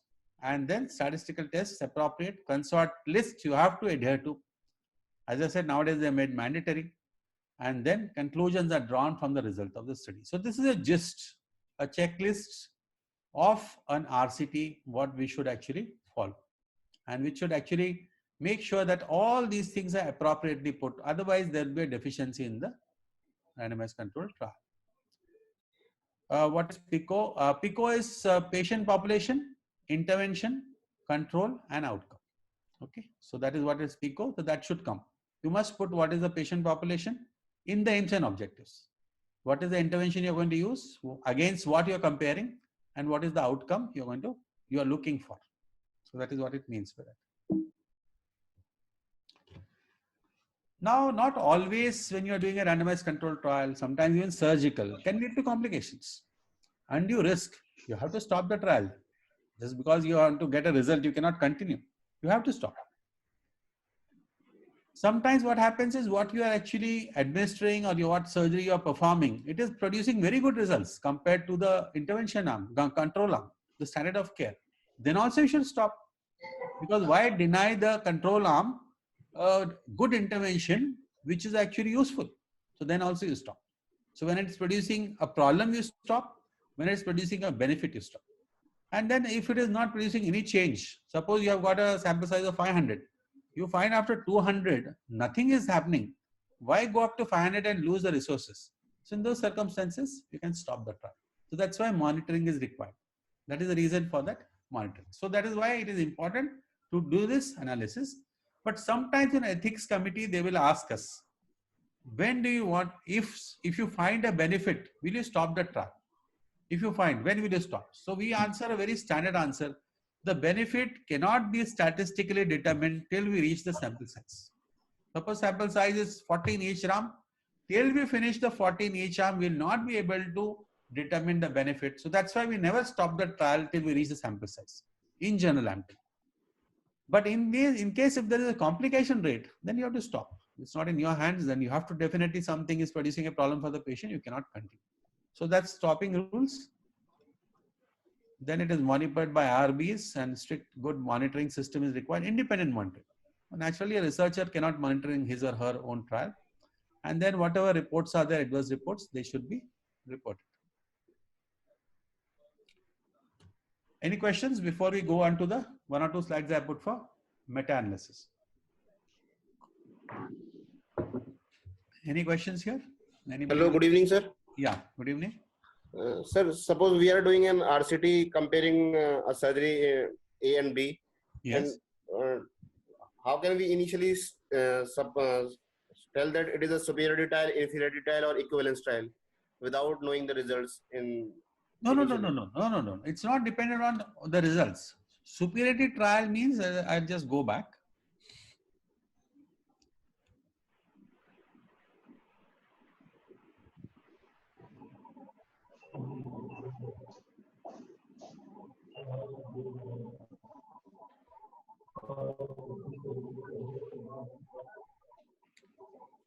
Now, if you look here, okay. Yes, Now, sir. if you look here, the primary endpoint in this trial was length of hospitalization. That means, what is your assumption?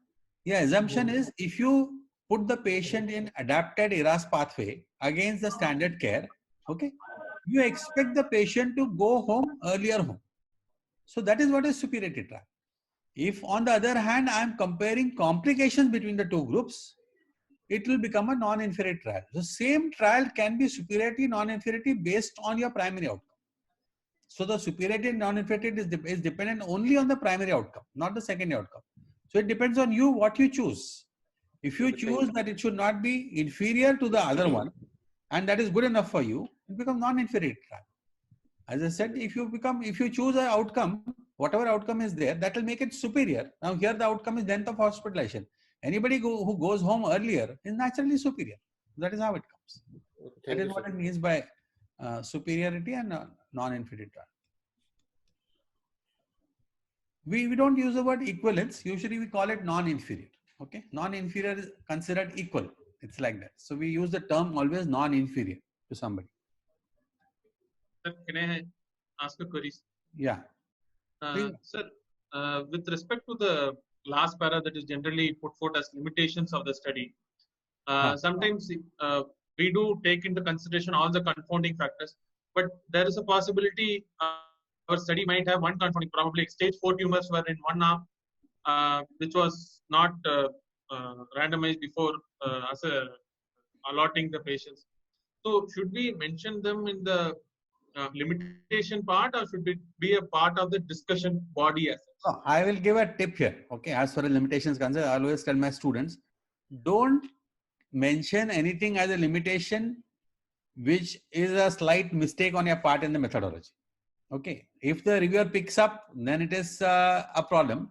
But in case, see, sometimes it happens. I'm not saying everybody can make it's always possible to make a foolproof methodology. Even though we have published so many randomized controlled trials, always there will be some deficiency and we come to know later on. And you cannot bridge that deficiency. But you don't highlight that in review or in limitations. Sometimes we put, if you feel that it's really, it's something which will not cause a major problem, we put it.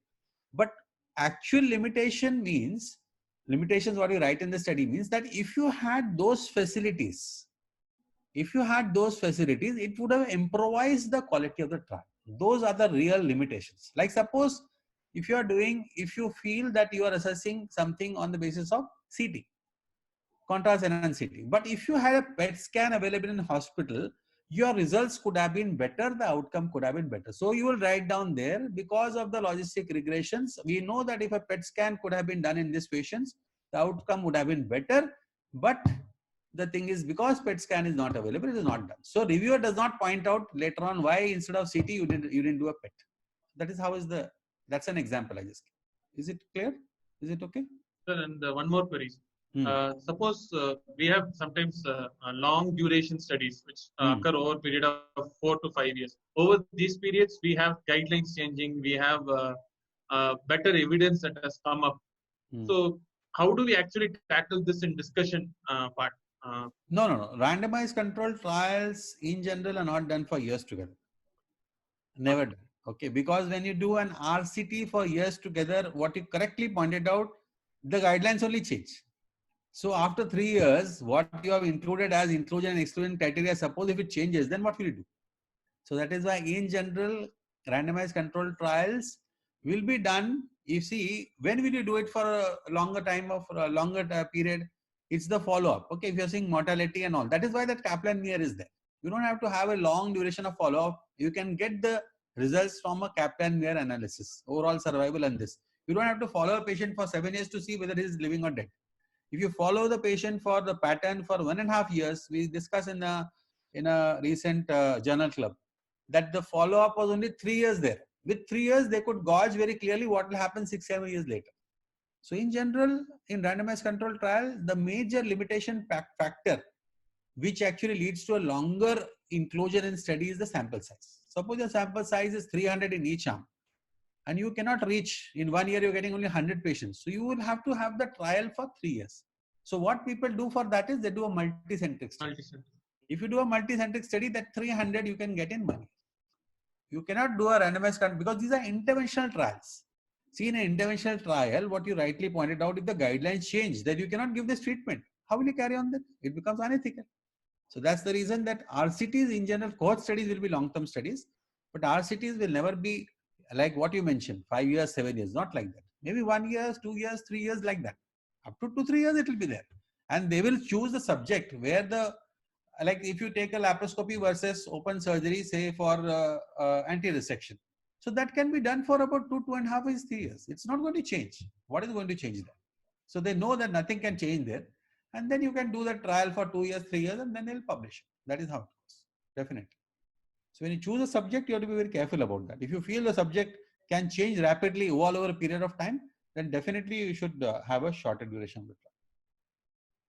Any other question? Okay. So coming back to this figure again, okay. Although randomized control trials sit at the top here, but something lies above them also, and that is what is meta-analysis. If you see here, 1A is meta-analysis and 1C is actually a good randomized control trial. Systematic review of randomized control trials will come at B. So that is how it goes. So it is important that when you write a trial and you would like it to be involved in some meta-analysis, or if you are expert, then they will invite you to write a meta-analysis. So little bit I'll tell 2-3 slides about meta-analysis. So I have not written any meta-analysis, but we have written a systematic review. So this is the review.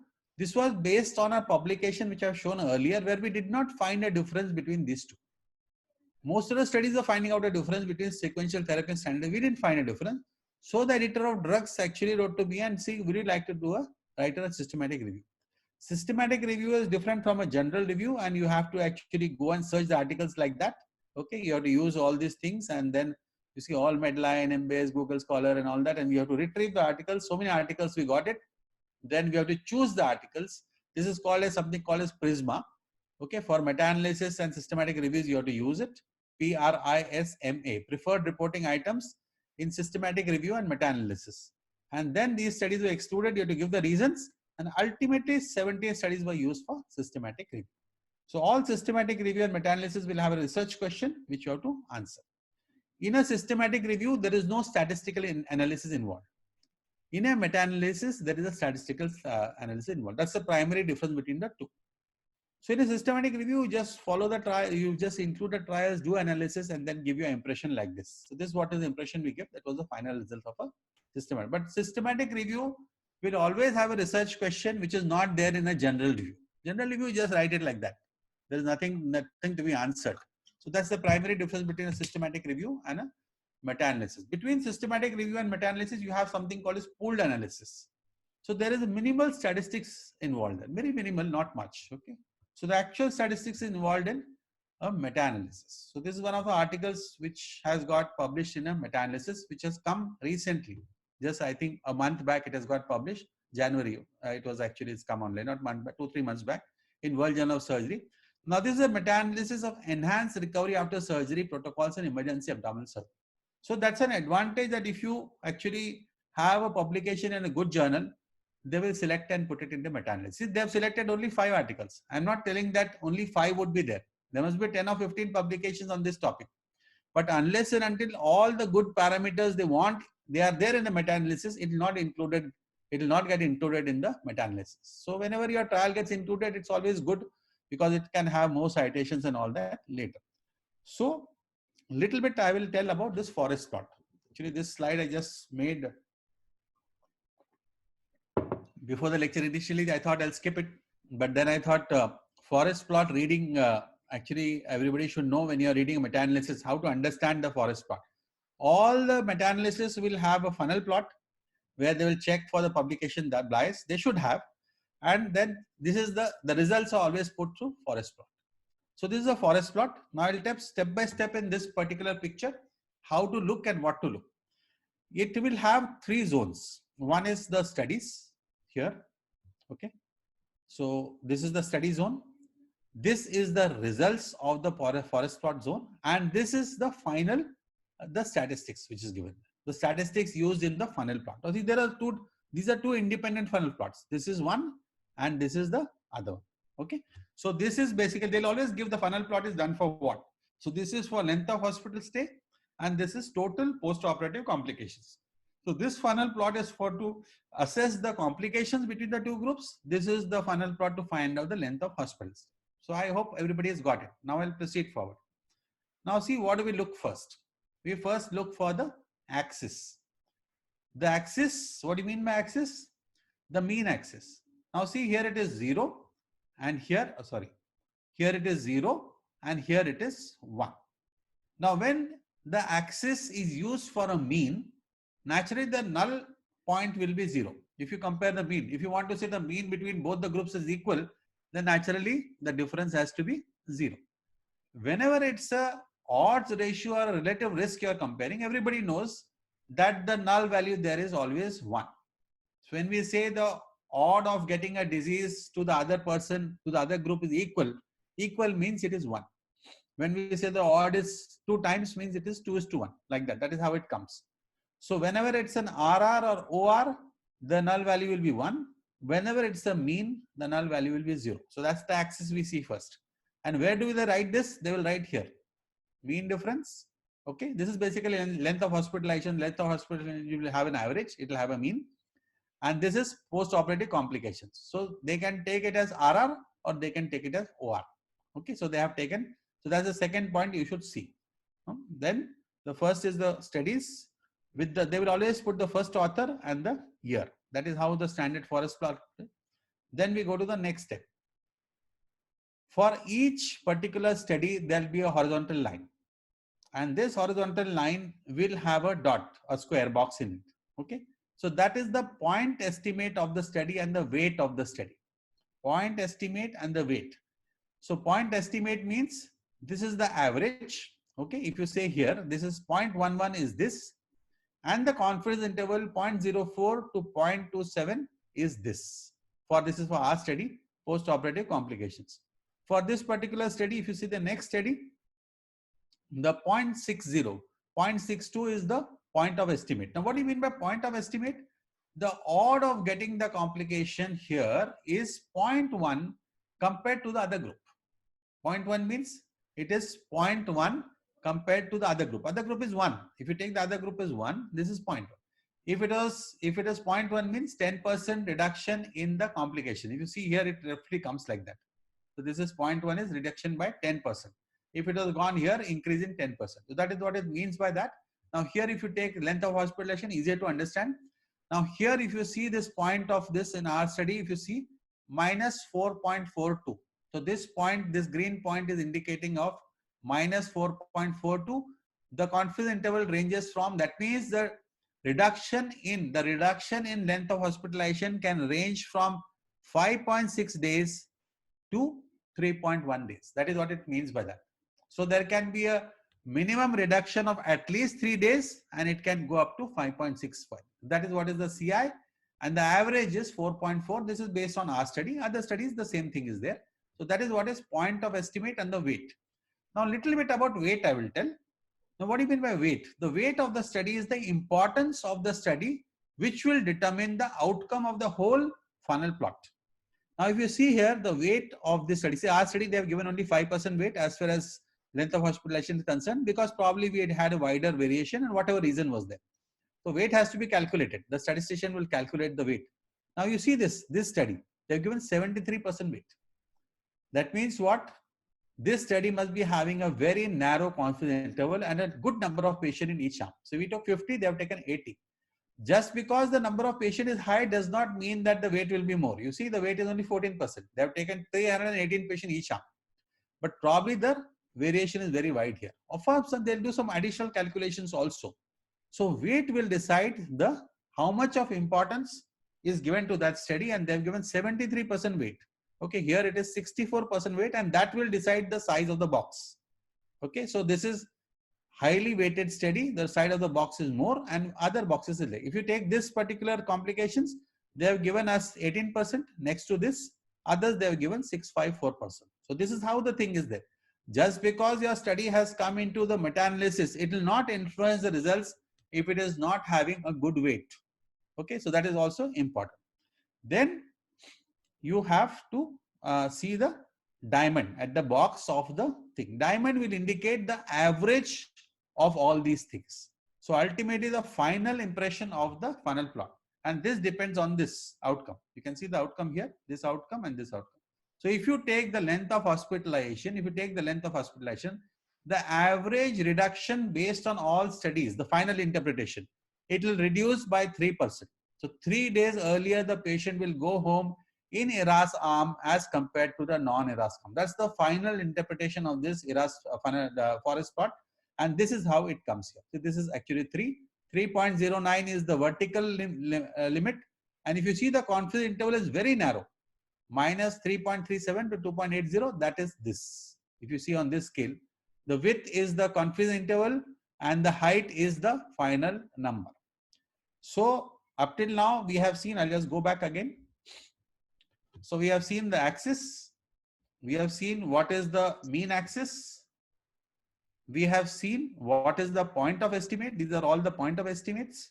We have seen the weights. So this particular study has got a heavy weight for this particular outcome, length of hospital stay. Next study that has not got. Now the Shang et al has got, not Shang et al, yeah. This particular study has got Shang et al.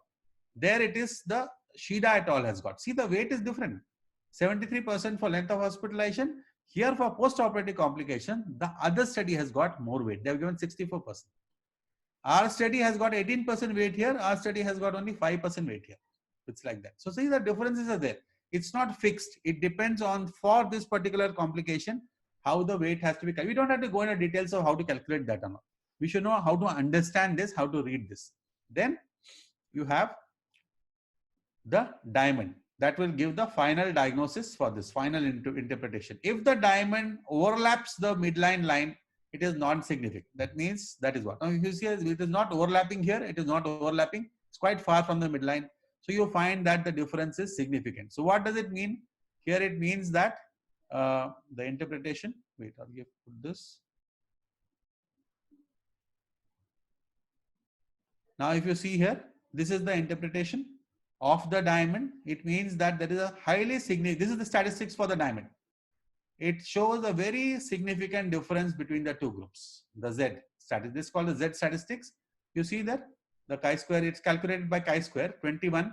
21 is very high value, and 0.0001, here also 0.00. That's the final thing, indicating that the diamond is indicating that definitely the post-op complications are favored in the ERAS group. It reduces considerably.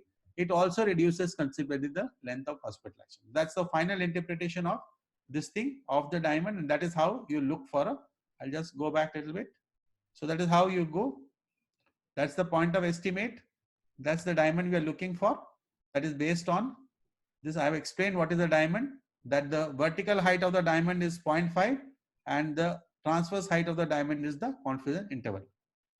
Then you have to see favors what, favors does not favor. Okay. Then you have the statistics for the diamond. It shows both sides statistically significant. And final thing, before you interpret the results, you must see the heterogeneity of the study. If it is a heterogeneous study, heterogeneity not by chance. So that means these studies which have been included in the meta-analysis by the authors, is it really giving you a proper analysis or not? So for that we calculate something called as I-square statistics. So that is what is called as heterogeneity. I-square, you can see here. If the I-square is less than 50%, very good. If it is less than 25%, extremely good. You can rely heavily upon that. If it is a more than 50%, very heterogeneous studies. You cannot decide properly on that. More than 75%, not good at all. Okay, so that is why you look at the I-square statistics, 14%. So excellent. So we should actually adapt and take this result absolutely, extremely, and you should believe it fully, because this I-square statistic shows 14%. Whereas for this particular parameter, as far as these 5 trials are concerned, although we have found a very statistically significant difference, I-square statistics is 69%, quite high. So you may not say dogmatically that ERAS always reduces the post-op complications. That is why whenever ERAS study is done, usually it is never done to see whether it reduces the complication. It is done to see whether at least it should not increase the complications. So that is how it is. So that is why many of the studies, they are crossing the midline. Can you see that? They are crossing. That means what? Once they cross the midline, that means the complications are same in both the arms. That is the reason the I-square has come 69, even though there is a statistically significant difference. So that is what it means. That is how we read a forest plot. I will now go to the questions for this.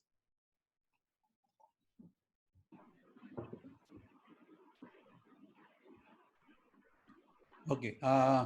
What does the size of the boxes of the diamond indicate? I think I have answered that. What is Z here? I have answered that. Okay. Again, if you want, I'll tell that. Does weight is influenced by confidence interval and sample size? Both.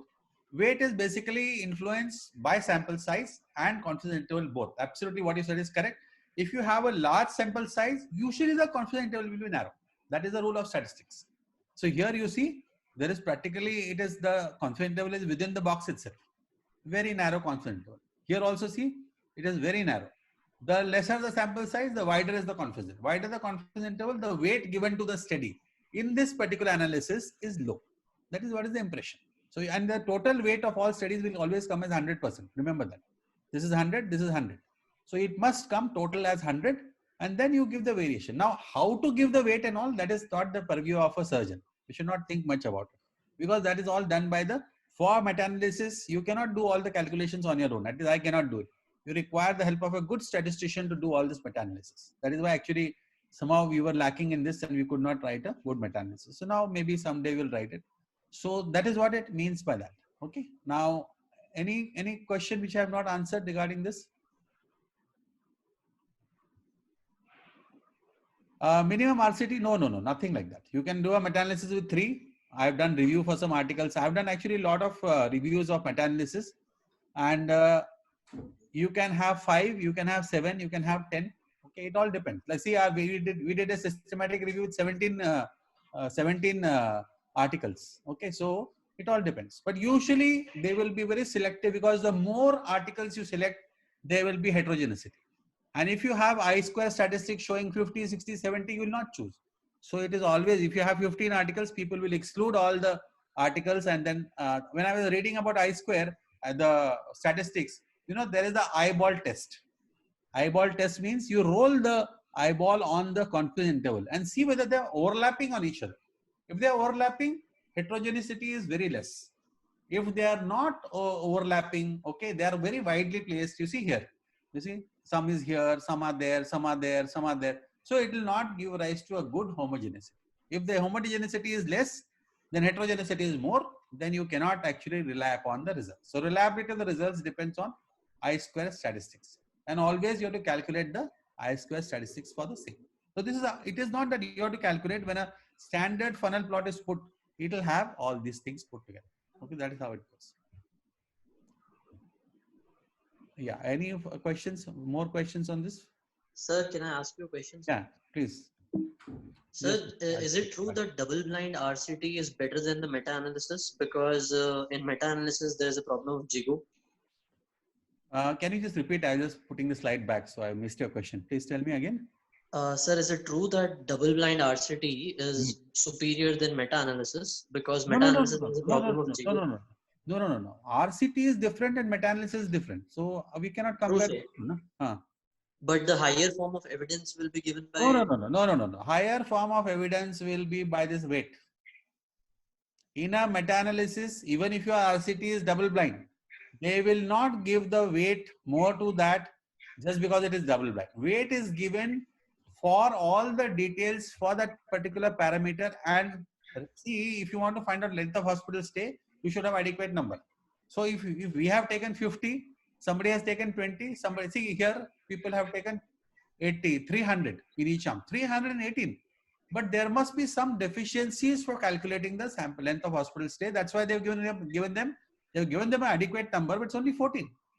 Whereas see this study, they have given 73% for this.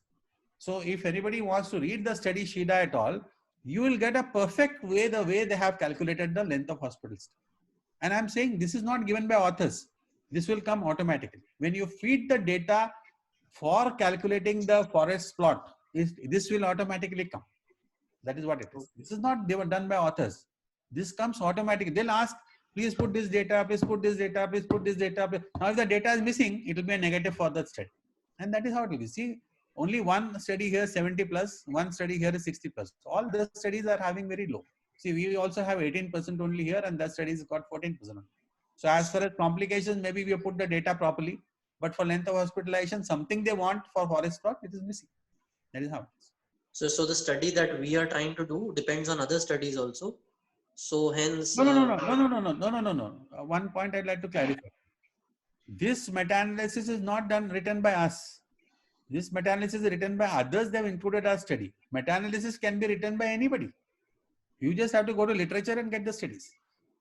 But yes, all meta-analysis are by invites from the editor. So unless and until you have published trials in that subject, the editor will not invite you. So okay, that is the bottom line. This we have not written this meta-analysis. This is a study published from UK. You see, this is from UK. These are the authors of the study. They just included our study into meta-analysis. So suppose tomorrow if they invite me to write a meta-analysis, I will go to the literature at that point of time and improve the best possible studies to carry out a meta-analysis. Meta-analysis is always based on the current studies. See the studies what they have used only within the 3 or 4 years. See now these studies are not too many because you see emergency ERAS is very rare. Studies are very few. But suppose if you find you're doing a study on something where hundreds of studies are there, you will take within 1 year only, whatever the thing is. 1 year, 1.5 years, you will write down, here it is written there. When we did a systematic review, it is written how long and all that we calculated. See for over the last 5 years, you have to mention January 2008 to October 2012. You have to mention the dates also and the thing also, and then do it. Whenever we do systematic review or meta-analysis, this is how we have to mention in the methodology. What words are put, keywords, who actually did the thing. See here, VK and RK, this is my name and R color, like that. We have to put who searched, all those things have to be put.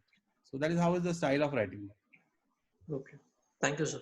Yeah. Any further questions? Anything else would like to ask about this forest plot? Anything else? Okay. Thanks a lot.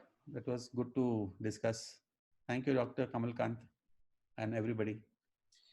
Well, thanks, sir, for such a exhaustive and focused discussion.